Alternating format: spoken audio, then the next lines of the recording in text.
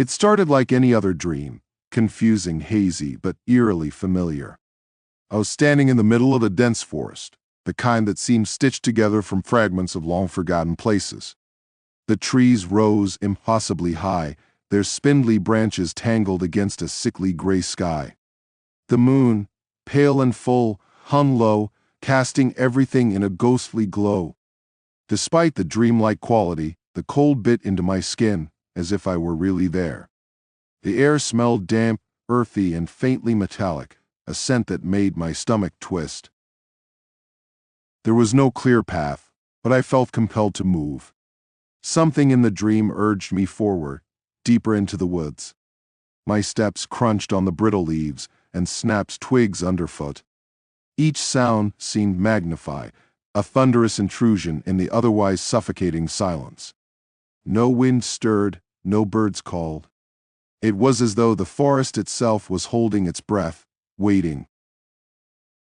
At first it was just a feeling, a prickling at the back of my neck, a low hum of unease beneath my ribs. I stopped, glancing over my shoulder. Nothing but darkness stared back at me, the shadows between the trees too deep, too unnatural. I stood still for a moment, my ears straining for any sound beyond my breathing. That's when I heard it. A clicking noise. Quiet at first, distant, like the sound of pebbles knocking together. Click, click, click. The rhythm was irregular, alien. My pulse quickened as I scanned the darkness, but I couldn't see anything. "Hello?" I called, my voice barely more than a whisper. It felt wrong to speak, as though I might wake something better left undisturbed.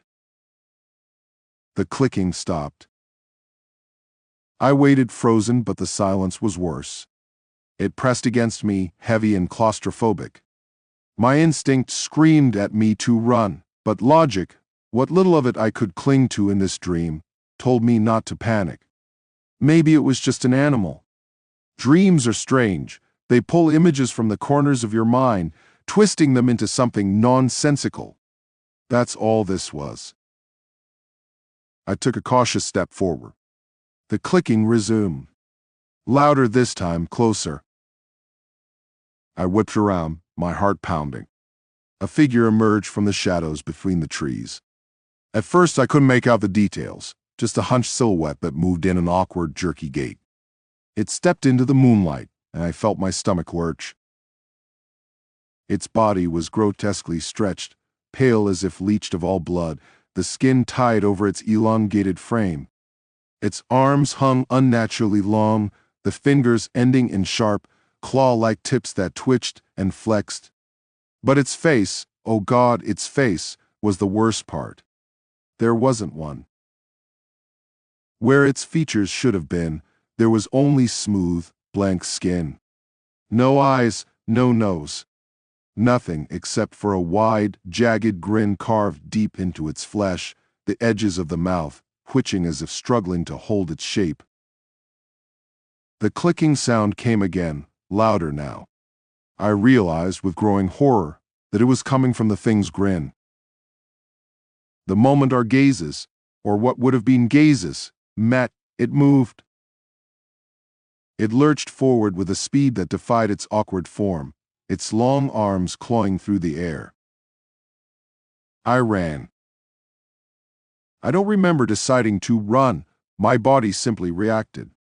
The forest blurred as I sprinted blindly through the trees, the clicking sound growing louder, closer.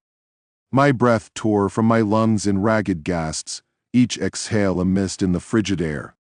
The ground beneath my feet felt uneven, threatening to trip me with every step. The path twisted and narrowed, the trees crowding in on me. Branches snagged at my clothes and scratched my arms, but I didn't dare stop. The sound of the creature crashing through the undergrowth behind me was deafening now, a chaotic symphony of snapping twigs and clicking teeth. I risked a glance back. It was closer than I'd feared, its gangly limbs propelling it forward with terrifying speed. Its blank face was tilted toward me, the grotesque grin impossibly wide. My legs screamed in protest as I pushed myself faster, fueled by pure adrenaline and animal panic. "Wake up," I whispered to myself, my voice hoarse. "This is a dream. Just wake up." But the dream didn't release me. My foot caught on a root, and I went down hard. Pain flared through my hands and knees as I hit the ground, a sharp tang of blood filling my mouth. I scrambled to get up, but before I could, a cold, clammy hand wrapped around my ankle. "No!" I screamed, kicking wildly. Its grip was impossibly strong, pulling me backward toward the shadows. I clawed at the dirt, my nails breaking as I tried to anchor myself. The creature loomed over me now, its head tilting in mock curiosity. The grin twitched, and I swore I saw something moving beneath the surface of its smooth, featureless face. The world tilted. Suddenly, I was standing again, the forest gone. I was in my bedroom, gasping for air. My sheets were drenched with sweat, clinging to my trembling body. My hands instinctively flew to my face, relief washing over me as I felt the familiar contours of my nose, my lips.